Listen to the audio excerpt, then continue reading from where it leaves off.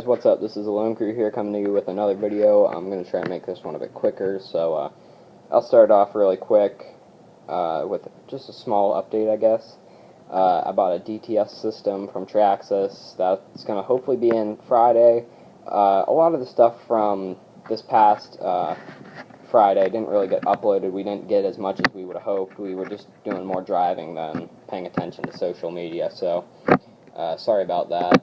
And then I have that X01, so I'll get a good running video in when I get CVDs on that, because the drive shafts on it now just keep breaking, so I can't actually get more than about 10 minutes of drive time. So anyway, we'll jump right in after that bit longer of an intro than I wanted, but this is the 10 best, in my opinion, 10 best starter RC cars for beginners and all that, you know, just basic cars.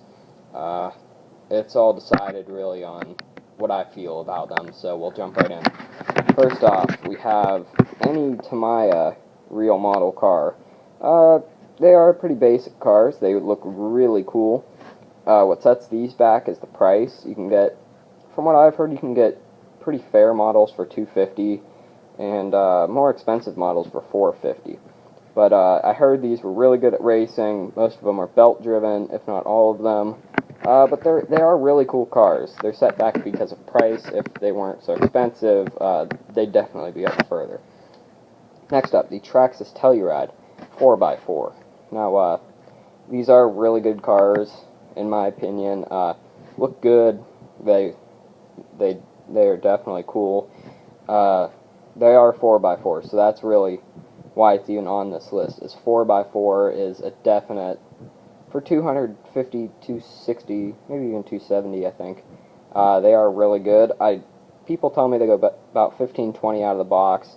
That's probably crappy gearing, but, you know, slap a good battery in there and some better gears, and you'll probably get it going a bit faster. So, yeah, but they are a really good car, in my opinion. Next up, the Losi 8 Mini. Now, this is not the full-scale Truggy. The one here is the full-scale Truggy, and it is a nitro. I think they make gas, correct me if I'm wrong. I don't know about a lot of these cars. I just felt the need to put a video up. So, anyway though, the Mini, I believe, is only electric. So they are a Truggy. I think they're all-wheel drive, maybe just two. But Truggies are hella cool, so if you want a Truggy, I think they're 24th scale, 18th, 16th, something like that. They are, I love Truggies, so I think these are about $250, so we'll move on. Next up, the Kyosho Rage. Now these are, from what I've heard, essentially just a Rustler or a lowered Stampede. You know, a lot of companies have a lot of cars like that. Anyway though, I believe these are four-wheel drive. They might be two-wheel, I'm not sure. But they are like a Rustler, from what I know. And the reason a lot of these aren't ranked any higher is because there's only so much you can do with these. You know, they're not big brands like Traxxas and HPI where you can just do infinite amount of stuff with them. You know, there's only so much you can do with not as well-known brands. So next up we have the Traxxas Bandit. This one specifically is the VXL, but the one I want to really talk about is the XL5. They are $190. That's the reason this one's really on there. It does have a lot of plastic parts. I don't really like that.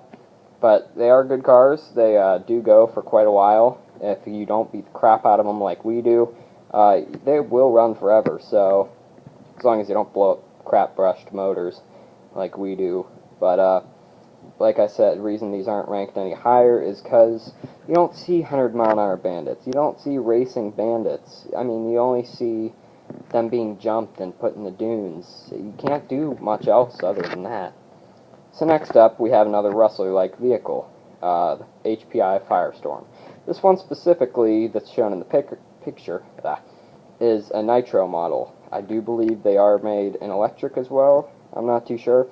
I don't want to go too in-depth on these because I don't know too much, but they are pretty much exactly the same thing as a Rustler. They have the exact same treads on both tires and everything, so pretty much a Rustler. Next up, an ECX Torment. Great cars. Somebody out at the track had one. It was keeping up pretty well, but I mean, being a racing slash the one that I have, it just couldn't hold up. But I mean, they are $170. They're essentially just a Slash underneath. They're great cars from what I've heard. If I'm right, you can do interchangeable parts on these from like a Slash or Bandit or whatever Rustler. So yeah, these are great cars if you really do what you want with them, I guess you could say. Now, the Savage XS Flux. This is not the full 8-scale Savage. This isn't the huge monster truck. This is actually a bit smaller than the Stampede. This is considered, I think, 10th or 12th scale. But it is a bit smaller, as you see in the picture. I do believe it's still brushless, though. Just a bit smaller than the Savage, but still pretty much the same thing, just a bit smaller. Good cars, though. I think this one's about $290 or so. This is $170.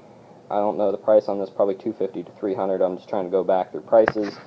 Anyway, next up, the Traxxas Rustler. What a great vehicle.